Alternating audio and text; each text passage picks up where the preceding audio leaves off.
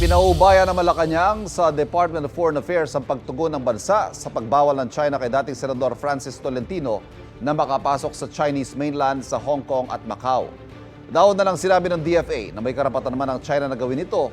Hindi raw ito nakakatulong sa pagbuo ng tiwala at pagpapabuti ng relasyon ng Pilipinas sa China. Nagpataw ng ban ng China kay Tolentino dahil sa kanila ay egregious o masamang inasal ng dating senador sa mga isyong may kinalaman sa kanilang bansa.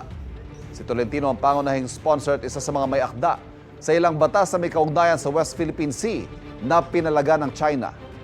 Sabi ng palasyo, hindi mapapatahimik ng China mga Pilipino sa pagtatanggol sa ating bansa.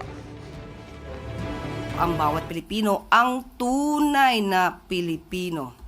At ang mga Pilipino na pro-Philippines, hindi nila ito mapapatahimik at hindi nila ito mapagbabawalan na ipagtanggol kung ano man ang karapatan natin sa ating bansa at sa ating mga maritime rights. Kapuso, huwag magpapahuli sa latest news and updates. Mag-iuna ka sa balita at mag-subscribe sa YouTube channel ng GMA Integrated News.